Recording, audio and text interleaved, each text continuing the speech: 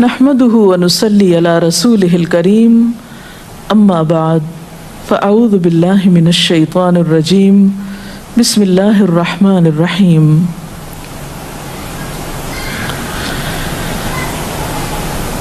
ایک پاکیزہ معاشرہ اسی وقت وجود میں آ سکتا ہے جب خاندانی نظام مضبوط ہو، اور خاندانی نظام کی مضبوطی کا انحصار شوہر اور بیوی کے باہمی تعلقات پر ہوتا ہے. دونوں کے درمیان جب تک باہم موافقت نہ ہو، دونوں ایک دوسرے کے حقوق کا خیال نہ رکھیں، اس وقت تک خاندان کے اندر خوشی، راحت، سکون پیدا نہیں ہو سکتا. تو آئیے ہم دیکھتے ہیں کہ اسلام شوہر اور بیوی کو ایک دوسرے کے حقوق کی ادائیگی کے لیے کیا حکم دیتا ہے. سب سے پہلے شوہر کی ذمہ داریوں پہ بات کریں گے اور عورت کے حقوق پر. قرآن پاک میں اللہ سبحانہ وتعالی نے شوہر اور بیوی دونوں کو ایک دوسرے کا لباس بتایا ہے. ارشاد باری تعالیٰ ہے، ہن لباس لکم وانتم لباس لہن، وہ تمہارا لباس ہیں اور تم ان کا لباس ہو. اور لباس انسان کے لیے حفاظت، زیب و زینت اور سکون کا باعث ہوتا ہے. انسان اپنے لباس سے پہچانا جاتا ہے. انسان اپنے لباس کی کیئر کرتا ہے، اس کی حفاظت کرتا ہے، نگہداشت کرتا ہے، اس کے بارے میں کانشیس ہوتا ہے، اس سے غافل نہیں ہوتا، کیونکہ وہ اس کی شخصیت کو خوبصورت بناتا ہے. اور اگر لباس اچھا نہیں تو شخصیت داغدار ہو جاتی ہے. تو جس طرح لباس اور جسم کا باہم تعلق ہے، ایک مضبوط تعلق، قریبی تعلق، اسی طرح شوہر اور بیوی کا بھی باہم ایک مضبوط قریبی تعلق ہوتا ہے. اس لیے دونوں جب تک ایک دوسرے کے حقوق ادا نہ کریں، دونوں ایک دوسرے کا خیال نہ رکھیں، تو کوئی بھی خوشگوار خاندان جنم نہیں لے سکتا. تو آئیے دیکھتے ہیں کہ اس سلسلے میں اسلام کی تعلیمات کیا ہیں. سب سے پہلے شوہر کو یہ تلقین کی گئی کہ وہ بیوی کے ساتھ اچھا سلوک کرے. قرآن پاک میں اللہ تعالیٰ فرماتے ہیں، وَعَاشِرُوهُنَّ بِالْمَعْرُوفِ، اور ان عورتوں کے ساتھ معروف طریقے سے، بھلے طریقے سے زندگی بسر کرو. حجۃ الوداع کے موقع پر نبی صلی اللہ علیہ وسلم نے مردوں کو تلقین کرتے ہوئے فرمایا، لوگو سنو، عورتوں کے ساتھ اچھے سلوک سے پیش آؤ، کیونکہ وہ تمہارے پاس قیدیوں کی طرح ہیں. تمہیں ان کے ساتھ سختی کرنے کا کوئی حق نہیں سوائے اس صورت کے جب ان کی طرف سے کھلی ہوئی نافرمانی سامنے آئے. اسی طرح آپ نے اپنے اس خطبے میں یہ بھی فرمایا کہ دیکھو سنو، تمہارے کچھ حقوق تمہاری بیویوں پر ہیں اور تمہاری بیویوں کے کچھ حقوق تم پر ہیں. تمہارا حق ان پر یہ ہے کہ وہ تمہارے بستروں کو ان لوگوں سے نہ روندوائیں جن کو تم ناپسند کرتے ہو، اور تمہارے گھروں میں ایسے لوگوں کو نہ آنے دیں جن کا آنا تمہیں ناگوار ہو. اور سنو، ان کا تم پر یہ حق ہے کہ تم انہیں اچھا کھلاؤ اور اچھا پہناؤ. اسی طرح اسلام شوہر کو یہ حکم بھی دیتا ہے کہ وہ بیوی کے ساتھ خوش گمان رہے. اور اگر دیکھا جائے تو انسانی گمان اور انسانی سوچ انسان کے عمل کی بنیاد بنتی ہے. آپ کسی کے ساتھ بھی اچھا سلوک اسی وقت کر سکتے ہیں جب آپ اس کے بارے میں حسن ظن رکھتے ہوں، اس کے بارے میں اچھی سوچ رکھتے ہوں، اس کے لیے برا نہ چاہتے ہوں. اسی لیے ہم دیکھتے ہیں کہ قرآن پاک میں اللہ سبحانہ وتعالیٰ تنقین فرماتے ہیں کہ فَإِن كَرِهْتُمُوهُنَّ فَعَسَىٰ أَن تَكْرَهُوا شَيْئًا وَيَجْعَلَ اللَّهُ فِيهِ خَيْرًا كَثِيرًا، کہ اگر وہ تمہیں کسی وجہ سے ناپسند بھی ہوں تو ہو سکتا ہے کہ ایک چیز تمہیں پسند نہ ہو، مگر اللہ تعالیٰ نے اسی میں تمہارے لیے بہت کچھ بھلائی بنا رکھی ہو. اس مفہوم کو آپ صلی اللہ علیہ وسلم نے ایک حدیث میں یوں بیان کیا ہے کہ کوئی مومن اپنی مومنہ بیوی سے نفرت نہ کرے، اگر بیوی کی کوئی عادت اس کو پسند نہیں تو ہو سکتا ہے کوئی دوسری خصلت اس کو پسند آ جائے۔ اسی طرح بیوی کے ساتھ عفو درگزر کی روش اختیار کرنے کا بھی حکم دیا گیا ہے، کیونکہ گھر میں 100 معاملات ایسے ہو سکتے ہیں جن میں دونوں کو ایک دوسرے سے اختلاف ہو، یا ایک دوسرے کی کوئی بات ناپسند ہو، یا ایک دوسرے کی طرف سے کچھ زیادتی ہو۔ تو ایسی صورت میں جب تک معاف کرنے کی روش پر عمل نہ کیا جائے بہتری نہیں ہو سکتی، کیونکہ انسان تو خطا کا پتلا ہے، غلطی تو اس سے ہوگی۔ اس لیے قرآن پاک میں خاص طور پر اہل ایمان کو حکم ہے، یا ایھا الذین آمنوا ان من ازواجکم و اولادکم عدوا لکم، اے لوگو جو ایمان لائے ہو، تمہاری بعض بیویاں اور اولاد تمہارے دشمن ہو سکتے ہیں، فاحذروہم، ان سے محتاط رہو، وَإِن تَعْفُوا وَتَصْفَحُوا وَتَغْفِرُوا فَإِنَّ اللَّهَ غَفُورٌ رَحِيمٌ، پھر اگر تم معاف کر دو، بخش دو، عفو درگزر سے کام لو، تو بے شک اللہ تعالیٰ بھی غفور الرحیم ہے۔ معاف کرنے کے لیے یہاں پر 3 الفاظ ایک جگہ پر استعمال ہوئے ہیں، تعفو، تصفحو، تغفرو۔ اس سے آپ اندازہ لگا سکتے ہیں کہ کس قدر تاکید ہے معاف کرنے کی، اور ایک اچھا گھرانہ معاف کیے بغیر ایک دوسرے کو وجود میں آ ہی نہیں سکتا۔ نبی صلی اللہ علیہ وسلم نے خاص طور پر عورت کے ساتھ اچھے سلوک کی تلقین کرتے ہوئے فرمایا، عورتوں کے ساتھ اچھا سلوک کرو، عورت پسلی سے پیدا کی گئی ہے، اور پسلیوں میں سب سے زیادہ اوپر کا حصہ ٹیڑھا ہے، اس کو سیدھا کرو گے تو ٹوٹ جائے گی، چھوڑ دو گے تو ٹیڑھی رہے گی، بس عورتوں کے ساتھ اچھا سلوک کرو۔ بعض اوقات یہ سمجھا جاتا ہے کہ اس میں شاید عورتوں کی توہین کی گئی، نہیں، اس میں عورت کی فطرت کو بتایا گیا ہے کہ اس کے اندر ایک خاص طرح کے جذبات اللہ تعالیٰ نے پیدا کیے ہیں۔ مرد عموماً زیادہ عقل سے کام لیتے ہیں، جبکہ عورت جذبات سے کام لیتی ہے، تو مرد اپنی سوچ کے مطابق عورت سے معاملہ نہ کرے، بلکہ عورت کی پوزیشن کو دیکھتے ہوئے، اس کے جذبات کو دیکھتے ہوئے اس سے معاملہ کرے اور حسن سلوک کرے، تو خاندانی زندگی زیادہ خوشگوار ہو سکتی ہے۔ پھر اسی طرح بیوی کے ساتھ خوش اخلاقی کا برتاؤ کرنے کا حکم دیا گیا۔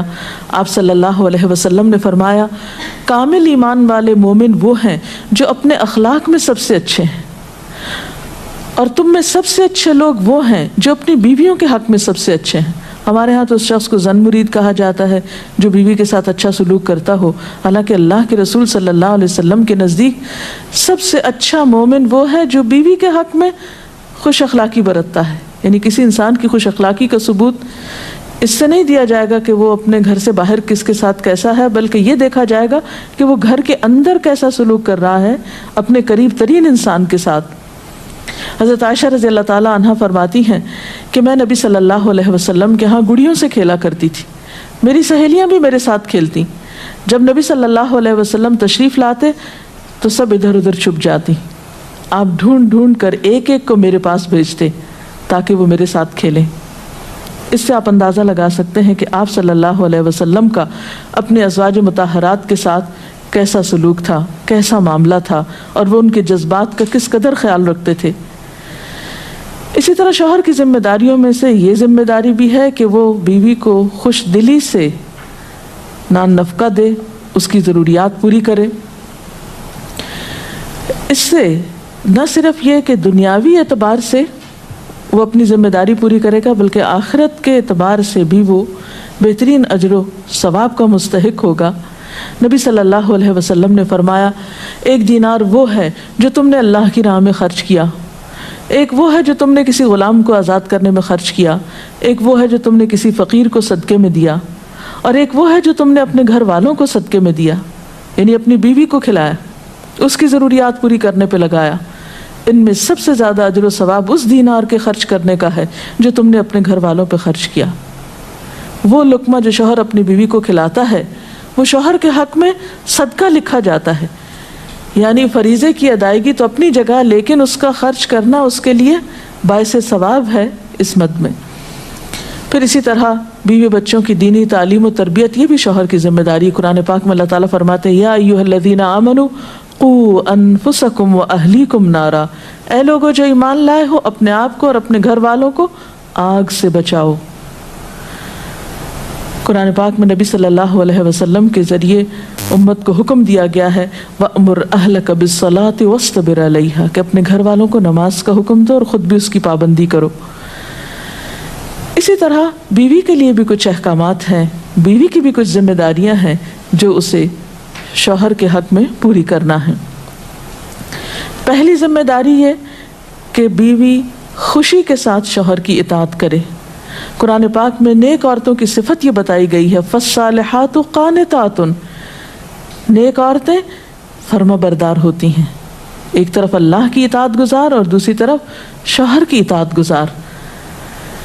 شوہر کی اطاعت کے بارے میں ایک حدیث میں آتا ہے آپ صلی اللہ علیہ وسلم نے فرمایا 2 قسم کے لوگ ایسے ہیں کہ جن کی نمازیں ان کے سروں سے اوپر نہیں جاتی.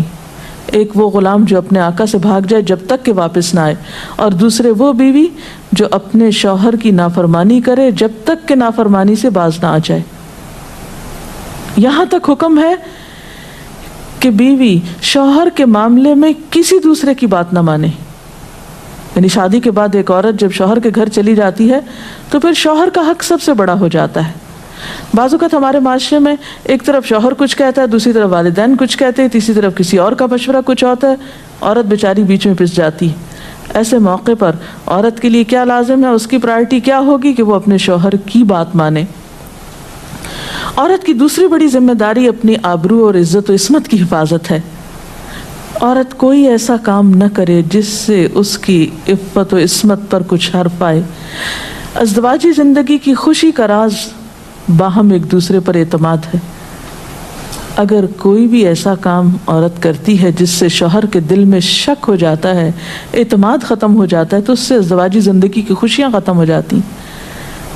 یہ اعتماد بے حد ضروری ہے اور اس کے لیے اپنی عزت عصمت کی خصوصی حفاظت. نبی صلی اللہ علیہ وسلم نے فرمایا عورت جب 5 وقت کی نماز پڑھے، اپنی آبرو کی حفاظت کرے، اپنے شوہر کی فرما بردار رہے تو وہ جنت کے جس دروازے سے چاہے داخل ہو جائے. اسی لیے شوہر کی اجازت اور مرضی کے بغیر گھر سے بھی نہیں نکلنا چاہیے. حضرت معاذ بن جبل کہتے ہیں کہ نبی صلی اللہ علیہ وسلم نے فرمایا خدا پر ایمان رکھنے والی عورت کے لیے جائز نہیں کہ وہ اپنے شوہر کے گھر میں کسی ایسے کو آنے دے جس کا آنا شوہر کو پسند نہ ہو، اور ویسی صورت میں گھر سے نکلے جب اس کا نکلنا شوہر کو پسند نہ ہو. اطاعت کے علاوہ شوہر کو خوش رکھنا یہ بھی بے حد ضروری ہے.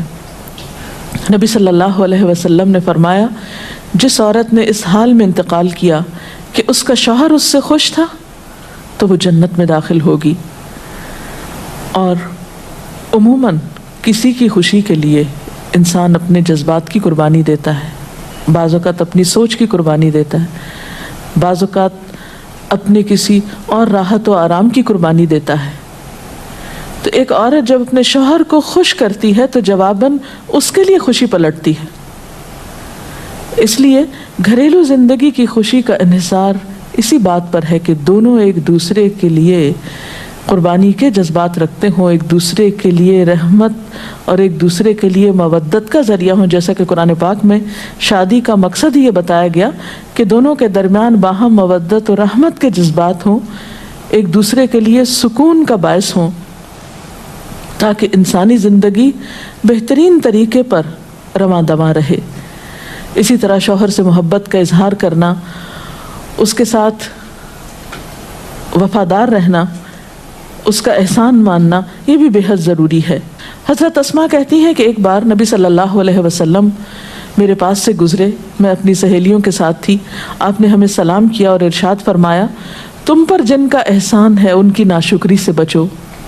تم میں سے ایک اپنے ماں باپ کے گھر کافی دنوں تک بن بیاہی بیٹھی رہتی ہے، پھر اللہ تعالیٰ اس کو شوہر عطا کرتا ہے، اولاد دیتا ہے، اور ان سارے احسانات کے باوجود اگر کبھی کسی بات پہ شوہر سے ناراض ہوتی ہے تو کہہ اٹھتی ہے میں نے تو کبھی تمہاری طرف سے کوئی بھلائی دیکھی ہی نہیں. تو یہ جملہ ناشکری کا جملہ ہے جو عورت کو نہیں بولنا چاہیے. قیامت کے دن اللہ تعالیٰ اس عورت کی طرف نظر رحمت اٹھا کر نہیں دیکھے گا जो शौहर की नाशुक्री होगी। और आखिरी बात ये कि औरत के ऊपर लाजिम है कि वो अपने घर बार, मालो असबाब और अपनी जिम्मेदारियों में शौहर की मददगार रहे, शौहर की वफादार रहे।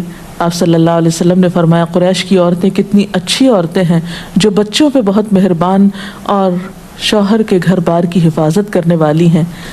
आप सल्लल्लाहु अलैहि वसल्लम ने एक अच्छी औरत की खूबियाँ बयान करते हुए फरमाया, मोमिन के लिए खौफ खुदा के बाद सबसे मुफीद और बाइस खैर नेमत नेक बीवी है। और नेक बीवी कौन? जब वो शौहर उसे किसी काम के लिए कहे तो खुशी से कर दे, जब उस पर निगाह डाले तो उसे खुश कर दे, जब उसके भरोसे पे कसम खाए तो वो उसकी कसम पूरी कर दे, जब वो कहीं चला जाए तो उसके पीछे अपनी इज्जत और आबरू की हिफाजत करे, और शौहर के मालो असबाब की और उन सब चीज़ों की निगरानी में शौहर की खैरख्वाह और वफादार रहे, और इसके साथ साथ अपनी सफाई, ज़ेबाइश और सलीका मंदी का भी सबूत दे। मुनावी कहते हैं, कुल्लु दुआइन महजूबुन, यानी हर दुआ से कबूलियत रोक दी जाती है, यहाँ तक कि दुआ करने वाला नबी सल्लल्लाहु अलैहि वसल्लम पर दुरूद पढ़ता है। यानी दुआ अल्लाह की तरफ नहीं उठती यहाँ तक कि उसके साथ नबी सल्लल्लाहु अलैहि वसल्लम पर दुरूद को ना मिलाया जाए, क्योंकि दुरूद दुआ की कबूलियत का वसीला है। हमने दुआ की अहमियत और आदाब में पढ़ा था कि कुछ वसीले ऐसे हैं जो जायज हैं और कुछ वसीले ऐसे हैं जो दुरुस्त नहीं है। तो जायज वसीलों में से एक वसीला क्या है कि हम दुरूद पढ़ें ताकि हमारी दुआ आगे बढ़े। दुआ में दुरूद की वजह से अल्लाह सुब्हानहू व तआला हमारी सारी जरूरियात के लिए काफी हो जाता है। सही तरगीब व तरहीब में आता है, एक शख्स ने अर्ज किया, ऐ अल्लाह के रसूल सल्लल्लाहु अलैहि वसल्लम, क्या मैं अपनी दुआ का तिहाई यानी 1/3 हिस्सा आप पर दुरूद पढ़ने के लिए मुकर्रर कर दूं? आपने फरमाया, हाँ अगर तुम चाहो तो। उसने कहा 2/3 2/3? आपने फरमाया, हाँ अगर तुम चाहो। उसने कहा, अगर मैं सारी दुआ दुरूद के लिए मुकर्रर कर दूं? तो रसूल अल्लाह सल्लल्लाहु अलैहि वसल्लम ने फरमाया, फिर तो अल्लाह तुम्हारी दुनिया और आखिरत के गम और फिक्र के लिए तुम्हें काफी हो जाएगा। इसका ये मतलब नहीं है कि हम फिर कोई दुआ मांगे ही ना। इसका मतलब ये है कि ज्यादा से ज्यादा दुरूद पढ़ें। यानी दुआएं तो हम मखसूस वक्त में पढ़ते हैं या फिर जब जब कोई जरूरत पेश आती है, लेकिन दुरूद हम हर वक्त पढ़ सकते हैं। यानी हमारी रोजाना की जो रूटीन है, चलते फिरते उठते बैठते, क्योंकि कुछ लोगों ने इसके साथ भी बड़ी पाबंदियां आयद की हुई हैं कि बगैर वुजू के दुरूद ना पढ़ा जाए, सर पे दुपट्टे के बगैर दुरूद ना पढ़ा जाए, रास्ते में कहीं दुरूद ना पढ़े। ऐसा कुछ नहीं है। दुआ हो, जिक्र हो, दुरूद हो, वुजू के साथ, वुजू के बगैर, रास्ते में, सोते जागते उठते बैठते हर जगह पढ़ सकते हैं। सिर्फ ये है कि नमाज जो है वो वुजू के बगैर नहीं होती, वो पूरी तरह सतर ढांके बगैर नहीं होती। आप लंबी से लंबी नमाज पढ़ रहे हैं लेकिन आपने ऐसा दुपट्टा ओढ़ा हुआ है कि आपके बाल झलक रहे हैं, तो आपकी नमाज नहीं होगी, आपकी मेहनत जाया हो जाएगी।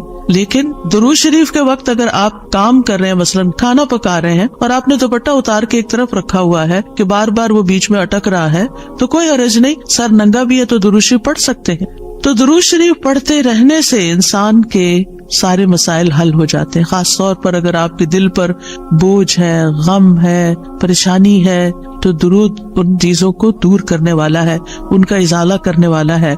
ये दुनिया और आखिरत की खैर को जमा करने वाला है, क्योंकि अल्लाह ताला जिसको गम और फिक्र में काफी हो जाए तो ऐसा शख्स दुनिया और आखिरत दोनों की परेशानियों से निकल जाएगा। क्योंकि नबी सल्लल्लाहु अलैहि वसल्लम ने दुरूद की फजीलत क्या बताई कि फिर अल्लाह ताला उसको दुनिया और आखिरत के हम व गम के लिए काफी हो जाएगा, यानी फिर सारे मामलात आपके अल्लाह के सुपुर्द हो जाएंगे। यानी इज़न यकफीक अल्लाहु मा अहम्मक, तुम्हारी दीनी, दुनियावी, उखरवी मामलात, हर चीज में जो परेशानियां हैं इंशाअल्लाह वो दूर हो जाएंगी। इसकी वजह क्या है? इसकी वजह यह है कि इंसान अल्लाह सुब्हानहू तआला की तरफ मुतवज्जे होता है और एक मुहसिन के एहसानात को याद करता है। यानी जैसे शुक्र नेमतों को बढ़ाता है ना, लइन शकरतुम लअज़ीदन्नकुम, अगर तुमने शुक्र अदा किया तो मैं तुम्हें क्या करूंगा, और नेमतें दूंगा। दुरूद शरीफ क्या है? अगर आप गौर करें तो दुरूद क्या है? दुरूद दरअसल नबी सल्लल्लाहु अलैहि वसल्लम के हम पर जो एहसानात हैं कि आपने हमें ईमान से रूशनास किया, कुरान से रूशनास किया, हिकमत से रूशनास किया और हमारी खातिर दुआएं की, बेशुमार एहसानात है ना आप सल्लल्लाहु अलैहि वसल्लम। آج ہم آپ کو کیا بدلہ دے سکتے ہیں, کس شکل میں بدلہ دے سکتے ہیں, ہم آپ کے لیے کیا کر سکتے ہیں. اب ہمارے والدین ہمارے ساتھ احسان کرتے ہیں تو ہم ان کی خدمت کرتے ہیں, ہم ان کو کچھ پکا کے دے دیتے ہیں, ہم ان کو کچھ کھلا دیتے ہیں, ہم ان کو کچھ گفٹ دے دیتے ہیں, یعنی مختلف طریقے سے ماں باپ کو خوش کرنے کی کوشش کرتے ہیں, چاہے انہیں ضرورت ہو یا نہ ہو. ہم سب ایسا ہی کرتے ہیں نا. یعنی ہم یہ تھوڑی دیکھتے ہیں کہ ان کو اس وقت ہمارے لاڈ پیار کی ضرورت ہے یا نہیں ہے, وہ دکھی ہے, پریشان ہے یا نہیں ہے. ہم اپنی محبت کا اظہار کسی نہ کسی شکل میں کرتے رہتے ہیں. وہ فوت ہو جاتے ہیں تو پھر کیا کرتے ہیں, پھر ان کو وزٹ نہیں کر سکتے, ان کو دیکھ نہیں سکتے, ان کو کچھ دے نہیں سکتے, انہیں کچھ کھلا پلا نہیں سکتے. پھر ہم ان کے لیے بس صرف دعائیں کرتے ہیں یا صدقہ خیرات کر دیتے ہیں. یہی چیزیں ان کو فائدہ دیتی ہیں. نبی صلی اللہ علیہ وسلم کے احسانات ہم پر سب انسانوں سے زیادہ ہیں, ہمارے ماں باپ سے بھی زیادہ ہیں ہم پر. اگر ہم سیرہ پڑھیں اور دیکھیں کہ آپ نے کتنے دکھ اٹھائے, کتنے غم اٹھائے, کتنی پریشانیوں سے گزرے, تو حیران ہو جاتا ہے انسان کہ اتنی بھی سچی خیرخواہی کسی انسان کے اندر ہو سکتی. النبی اولی بالمؤمنین من انفسہم, نبی تو تم سے بھی زیادہ تمہارے لیے مہربان ہے. یعنی ہم اپنی جانوں کے بارے میں اتنے فکر مند نہیں ہوتے, ہم اپنے آپ کو خود جہنم کی آگ سے بچانے کے لیے وہ فکر نہیں کرتے جتنی فکر ہمارے نبی صلی اللہ علیہ وسلم نے ہمارے لیے کی. تو ان کے احسانات کا بدلہ کیسے دیں گے ہم ان کے لیے کیا کریں گے, ہم ان کے لیے درود پڑھیں گے. تو یہ درود کا پڑھنا, آپ کے احسانات کا بدلہ تو ہم کہاں سے دے سکتے ہیں, لیکن اس کے جواب میں ایک شکریہ ادا کرنے کا انداز ہے, ان کی مہربانیوں کو ایکنالج کرتے ہیں. کیونکہ جو شکر گزار انسان ہوتا ہے وہ دنیا میں بھی مطمئن ہوتا ہے, اس کی ایک فلفلمنٹ ہوتی ہے, اور پھر یہ ہے کہ اس کے آگے کے مرحلے بھی آسان ہوتے ہیں. وہ جس کے ساتھ بھی شکر گزاری کا معاملہ کرتا ہے, عام انسانوں کے ساتھ بھی, تو وہ ان کا محبوب بن جاتا ہے. تو جب ہم اللہ تعالیٰ کا شکر ادا کرتے ہیں تو کیا ہم اللہ کے محبوب نہیں ہوں گے؟ جب ہم رسول اللہ صلی اللہ علیہ وسلم کا شکریہ ادا کرتے ہیں, اور شکریہ ادا کرنا صرف زبان سے تھینک یو کہنا نہیں ہوتا, وہ مختلف طریقے سے کسی کو دعا دینا بھی. یعنی اگر ہم کسی کے احسان کا بدلہ صرف دعا کی شکل میں بھی دیتے ہیں تو یہ بھی شکریہ ادا کرنے کی بہت بڑی قسم ہے, اور پلٹ کر واپس تو اپنے اوپر ہی آتا ہے. یعنی جب شکر کسی کا ادا کرتے ہیں, جب کسی کے احسان مند ہوتے ہیں, ایک ہوتا ہے بس صرف تکلفاً رسماً ایک فیشن کے طور پہ, ایک روٹین کے طور پر کسی کو تھینک یو بول دینا, نہیں, دل سے جینوئنلی دوسرے کا شکر گزار ہونا, یہ اس کے دل میں آپ کی محبت بڑھاتا ہے. اس میں آپ کی نیت یہ نہیں ہوتی کہ وہ مجھ سے محبت کرے, نہیں, آپ اس کو اکنالج کر رہے ہوتے ہیں, اس کا احسان مان رہے ہوتے ہیں, اور اللہ تعالیٰ اس کے دل میں آپ کی محبت ڈال دیتا ہے. اور جو ناشکرے انسان ہوتے ہیں, جو ناقدرے ہوتے ہیں, سب سے پہلے تو ہم اللہ ہی کے حق میں ناقدرے, وما قدر اللہ حق قدری, ہم نے اللہ کی قدر ہی نہیں کی جیسا قدر کرنے کا حق ہے, ہم نے نبی صلی اللہ علیہ وسلم کی قدر ہی نہیں کی جیسا کہ قدر کرنے کا حق ہے. تو ہماری یہ تسبیحات اور ہمارا یہ درود شریف اس قدر کی طرف بڑھنے کا ایک چھوٹا سا جسچر ہے کہ ہم واقعی اس بات کو مانتے ہیں کہ ان کے ہم پر احسانات تھے. لہٰذا جب ہم درود پڑھتے ہیں تو اس کا مطلب یہ ہے کہ ہم نے باقی چیزیں چھوڑی اور ہم آپ کا حق ادا کرنے کی طرف متوجہ ہو گئے. تو یہ چیز اللہ تعالیٰ کو کتنی پسند آتی ہوگی کہ یہ اپنے لیے کچھ نہیں مانگ رہا, اپنے لیے نہیں کچھ مانگ رہا, اپنی باتیں نہیں کر رہا, یہ اپنے غموں کو بھول کے, اپنے کاموں کو چھوڑ کے صرف نبی صلی اللہ علیہ وسلم پر درود بھیج رہا ہے. یعنی ان کا احسان مان کر, ان کا شکریہ ادا کرتے ہوئے ان کے لیے دعا کر رہا ہے. نبی صلی اللہ علیہ وسلم اللہ تعالیٰ کے محبوب ہیں, سب سے بہترین بندے ہیں, سب سے بہترین نبی ہیں, اللہ تعالیٰ ان سے محبت کرتا ہے. اللہ تعالیٰ فرماتے قل ان کنتم تحبون اللہ فاتبعونی یحببکم اللہ, کہہ دیجیے اگر تم اللہ سے محبت کرتے ہو میری اتباع کرو, اللہ تم سے محبت کرے گا. تو نبی صلی اللہ علیہ وسلم کی اتباع ہو, آپ کی سنتوں پر عمل کرنا ہو, آپ پر درود پڑھنا ہو, یہ سب اس میں اضافہ کرتا ہے اللہ کی محبت بندے کو ملتی ہے. یحببکم اللہ, اللہ تم سے محبت کرے گا, اور اللہ تعالیٰ جس سے محبت کرے پھر اس کی تو بات ہی کیا.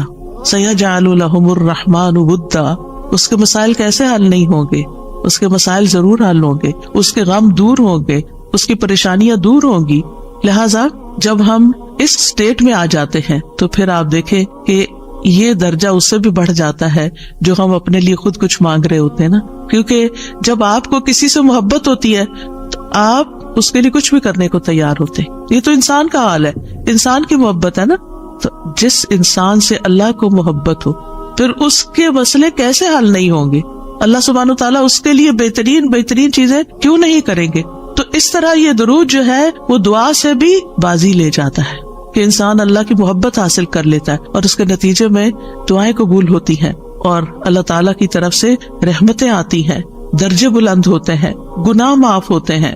لیکن اس کا یہ مطلب ہرگز نہیں کہ آپ باقی دعائیں نہ مانگیں، کیونکہ خود نبی صلی اللہ علیہ وسلم نے ساری دعائیں مانگی ہیں. یہ جو ہم آپ کو جتنی بھی دعائیں سکھا رہے ہیں یہ مسنون دعائیں ہیں، ان کو دعا سمجھ کے پڑھیں اور اس کو ریپیٹڈلی پڑھیں، کیونکہ دعا میں تکرار بھی ضروری ہے. ہم آداب میں پڑھ چکے ہیں، اصرار ضروری ہے، تکرار ضروری ہے، افتقار ضروری ہے. تو اپنی محتاجی، اپنی عاجزی، اپنی ہمبلنس کو ظاہر کرتے ہوئے اللہ تعالیٰ سے مانگتے رہیں. تو درود جو ہے اس کے بارے میں جو قرآن مجید میں آتا ہے، ان اللہ وملائکتہ یصلون علی النبی، اللہ سبحانہ وتعالی خود اور اس کے فرشتے نبی صلی اللہ علیہ وسلم پر درود بھیجتے ہیں. اللہ سبحانہ وتعالی درود بھیجتے ہیں، اس کا کیا مطلب ہے؟ یعنی اللہ سبحانہ وتعالی ملائے اعلیٰ میں، آسمانوں کی بلند مجلس میں اپنے بندے، اپنے نبی محمد صلی اللہ علیہ وسلم کی تعریف کرتے ہیں، ان کے بلند مرتبے اور ان کی بلند شان کی خبر دیتے ہیں. اللہ تعالیٰ ان کی خود تعریف کرتے ہیں، ثنا کرتے ہیں، آپ پر رحمتیں اور برکتیں نازل کرتے ہیں.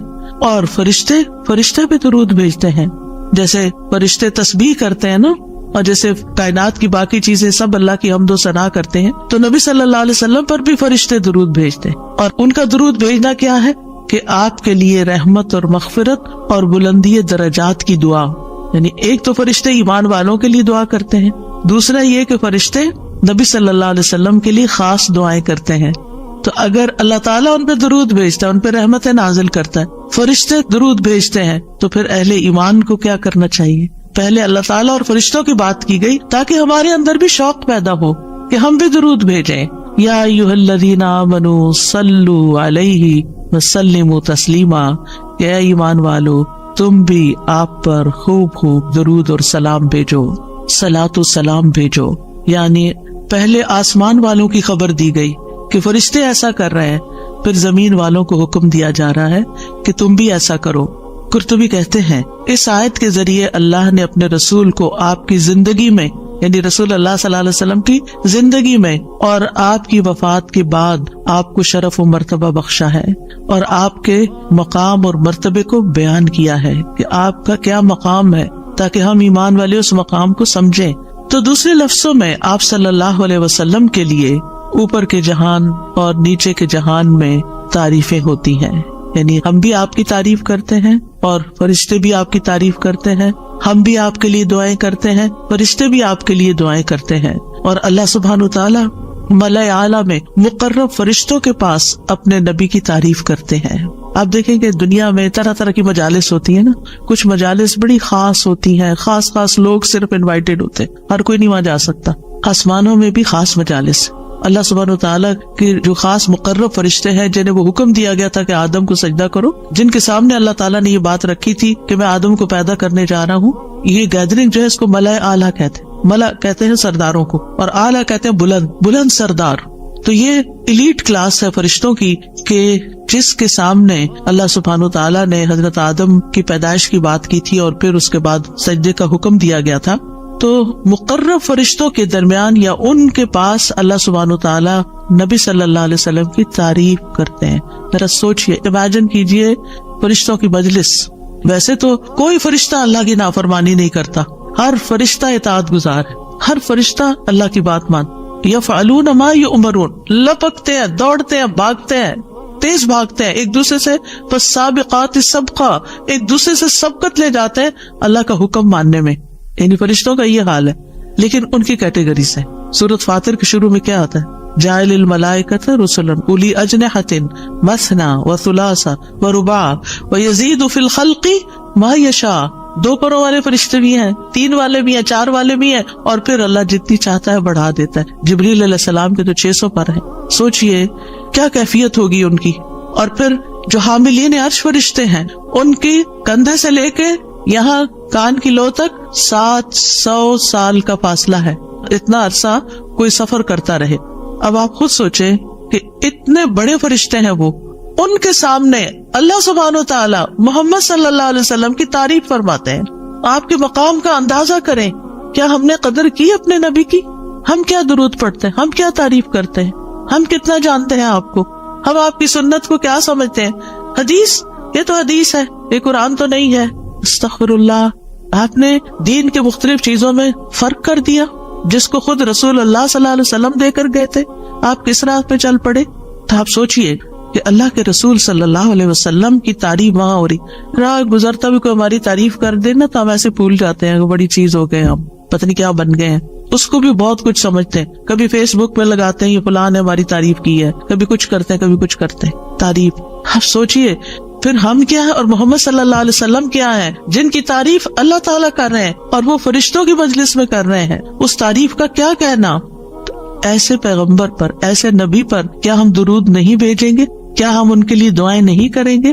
اللہ سبحانہ وتعالیٰ سے ان کے لیے وسیلہ نہیں مانگیں گے؟ تو صلاۃ کا جو لفظ ہے, صلاۃ کا لفظ اس کے معنی میں رحمت بھی ہے, ذکر خیر بھی ہے, دعا بھی ہے. رحمت, ذکر خیر اور دعا. قاموس میں ہے الصلاۃ الدعاء والرحمت والاستغفار وحسن الثناء من اللہ عز وجل علی رسولہ صلی اللہ علیہ وسلم. صلاۃ سے مراد دعا, رحمت, استغفار اور اللہ عز وجل کی طرف سے اس کے رسول کی تعریف ہے. یعنی درود کا یہ مطلب ہے, یعنی اللہ تعالیٰ کی طرف سے صلاۃ بھیجنے کا مطلب کیا ہے کہ اللہ تعالیٰ آپ سے راضی ہے اور آپ پر رحمت نازل کرتے ہیں. ٹھیک ہے, یعنی اللہ تعالیٰ آپ پر درود بھیجتے یعنی آپ پر رحمت نازل کرتے ہیں اور آپ سے راضی ہیں. ابن قیم کہتے ہیں نبی صلی اللہ علیہ وسلم پر اللہ کے صلاۃ بھیجنے سے مراد اللہ سبحانہ تعالیٰ کا آپ کی تعریف کرنا ہے اور آپ کی دیکھ بھال کرنا ہے اور آپ کے شرف کو ظاہر کرنا ہے اور آپ کی فضیلت اور حرمت کو ثابت کرنا ہے. اور فرشتوں کے صلاۃ بھیجنے کا مطلب کہ وہ دعا کے معنی میں ہے کہ وہ نبی صلی اللہ علیہ وسلم کے لیے دعا مانگتے ہیں. اور یہ بھی ممکن ہے کہ وہ اللہ سبحانہ و تعالیٰ کے ساتھ مل کر نبی صلی اللہ علیہ وسلم کی تعریف کرتے ہیں کہ فرشتے بھی آپ کی تعریف کرتے ہیں. ابو عالیہ کہتے ہیں کہ معزز فرشتوں کا صلاۃ بھیجنا ان کا دعا کرنا ہے نبی صلی اللہ علیہ وسلم کے لیے. ابن عباس کہتے ہیں یصلون کا مطلب ہے وہ برکت کی دعا کرتے ہیں. یہ سارے معنی میں اختلاف نہیں ہے, یہ مختلف طریقے سے صلاۃ کے لفظ کو واضح کیا گیا, کیونکہ عام طور پر ہمیں لفظ درود کا بھی مطلب کوئی نہیں آتا ہوتا. یعنی کہ اگر کسی سے پوچھے درود کیا ہوتا ہے, کچھ پتہ نہیں, بس ہوتا ہے درود. تو عربی میں درود نہیں کہتے, یہ فارسی کا لفظ ہے, عربی میں صلاۃ کہتے ہیں اور صلاۃ میں یہ سارے معنی آ جاتے ہیں جو میں عرض کر رہی ہوں. اور امت کو کیا حکم ہے کہ وہ آپ کے لیے دعا بھی کرے اور آپ کے حکم کی تعظیم بھی کرے.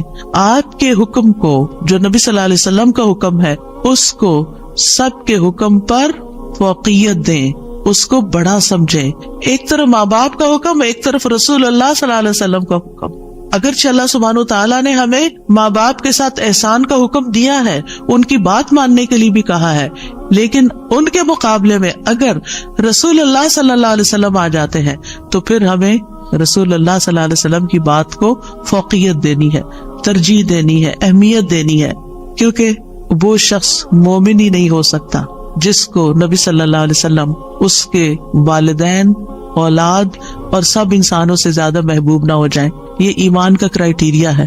سارے انسانوں, چاہے کوئی کتنے بڑے بڑے اسکالرز ہوں, سائنٹسٹ ہوں, ریسرچرز ہوں, چاند پہ جانے والے لوگ ہوں, جو مرضی ہوں, جہاں رسول اللہ صلی اللہ علیہ وسلم کی بات آ گئی, یہ بات سچی ہے. صدق اللہ و رسولہ, اللہ اور اس کے رسول نے سچ کہا ہے. صحیح اوتھینٹک حدیث سامنے آ گئی ہے, ایسا ہی کرنا چاہیے.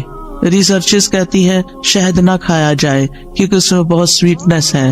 نہیں, قرآن کہتا ہے کہ شہد میں شفا ہے. نبی صلی اللہ علیہ وسلم نے تجربہ کروایا تھا ایک شخص کو, وہ شہد سے پہلے بیمار ہوا تھا اور پھر اسی سے ہی وہ ٹھیک ہوا تھا جس کا پیٹ خراب ہوا تھا. ہمارا یقین ہے اگر شہد خالص ہے, شہد شہد ہے, کچھ اور نہیں, تو پھر اسی میں ہی شفا ہے. یہ ہو نہیں سکتا کہ جو بات قرآن کہہ دے اور جو بات نبی صلی اللہ علیہ وسلم کہہ دے پھر اس میں کوئی شک باقی رہے. کوئی شک نہیں, ہمیں اس شک کو دل سے نکالنا ہے. دو چیزیں ایمان میں خلل ڈالتی ہیں, شبہات اینڈ شہوات. کیونکہ جب ہمارے اندر ڈاؤٹس آ جاتے ہیں نا کسی چیز کے بارے میں, تو پھر ہمارا یقین اٹھ جاتا ہے, پھر ہمارا عمل کمزور ہو جاتا ہے. اور اسی طرح جب ہماری خواہشات آگے آ جاتی ہیں تو پھر ہم لیزی ہو جاتے ہیں, ہم اپنی مرضی پسند کے محبوب کام کرنے لگتے ہیں اور دوسرے کاموں کو پیچھے کر دیتے ہیں، چاہے وہ ہمارے لیے زیادہ فائدے کی کیوں نہ ہو۔ ابن قیم کہتے ہیں ہمارا آپ پر صلات بھیجنا یہ ہے کہ ہم اللہ تعالیٰ سے مطالبہ کرتے ہیں، ہم اللہ تعالیٰ سے دعا کرتے ہیں، اللہم، کہ اے اللہ ہمارے نبی کی اور بھی زیادہ تعریف کریں اور آپ کی فضیلت اور شرف کو ظاہر کریں اور آپ کی تکریم اور اپنی قربت کا آپ ان کے لیے اظہار کریں، یعنی اے اللہ تعالیٰ آپ ان کو اور زیادہ محبوب بنا لیں، اور زیادہ ان کو عزت دیں، اور زیادہ ان کے درجے بلند کریں۔ اور یہ سچے دل سے تو دعا اسی کی ہوگی نا جو نبی صلی اللہ علیہ وسلم سے محبت کرتا ہوگا اور آپ کی اہمیت کو جانتا ہوگا۔ ان لوگوں کو درود کیا درود ہوگا جو نبی صلی اللہ علیہ وسلم کو وہ عزت اور مقام دیتے ہی نہیں جو واقعی ان کا ہے، کیونکہ جب تک کسی سے محبت نہ ہو تو اس کے لیے اس درجے کی دعا بھی نہیں ہو سکتی۔ چاہے دن میں کوئی 10 دفعہ آپ سے کہنے میرے لیے دعا کرو، آپ کریں گے، لیکن اس پیار سے وہ دعا نہیں نکلے گی جس پیار سے وہ دعا نکلے گی جس سے آپ کے لیے محبت، وہ نہ بھی کہے تو آپ اس کے لیے دعائیں کرتے رہتے ہیں۔ اور پھر یہاں پر اس آیت میں صرف صلات کی بات نہیں بلکہ کیا فرمایا، وَسَلِّمُوا تَسْلِيمًا، سلموا، آپ کو سلام کا تحفہ بھی دیں، صرف صلات نہیں بلکہ سلام بھی کریں۔